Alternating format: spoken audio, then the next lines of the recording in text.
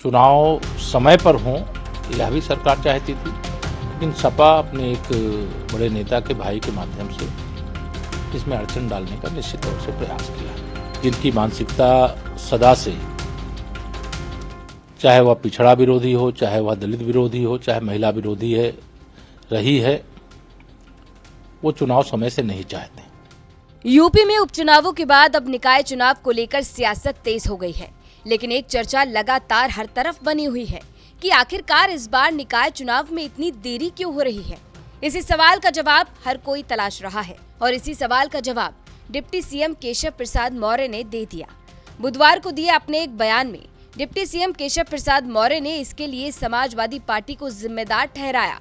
केशव प्रसाद मौर्य का कहना है कि समाजवादी पार्टी नहीं चाहती कि निकाय चुनाव समय पर हों, इसलिए अड़ंगा डालने के लिए सपा अपने पार्टी के बड़े नेताओं के भाइयों के माध्यम से अड़चन पैदा कर रही है।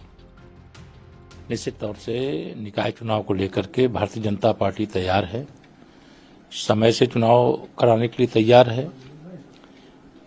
जो आरक्षण प्रक्रिया है उसके हिसाब से जो आरक्षण के अधिकारी हैं उनको आरक्षण देते हुए चुनाव प्रक्रिया को संपन्न कराने के लिए तैयार है। लेकिन समाजवादी पार्टी के मुखिया श्री अखिलेश यादव जी और उनके पार्टी के कई लोग, जिनकी मानसिकता सदा से, चाहे वह पिछड़ा विरोधी हो, चाहे वह दलित विरोधी हो, चाहे महिला विरोधी रही है, वो चुनाव समय से नहीं चाहते। मामला माननीय न्यायालय के समक्ष विचाराधीन है। माननीय न्यायालय जो आदेश देगा सरकार उसका पालन करेगी और जिन लोगों का जो भी हक है वह हक उनको मिले, चाहे वह पिछड़े वर्ग से रिलेटेड हो, चाहे अनुसूचित वर्ग से, अनुसूचित जनजाति से या महिलाओं का हिस्सा हो, सबको उनका हिस्सा मिले। सरकार की ये मंशा है और चुनाव समय पर हों यह भी सरकार चाहती थी, लेकिन सपा अपने एक बड़े नेता के भाई के माध्यम से इसमें अड़चन डालने का निश्चित तौर से प्रयास किया है।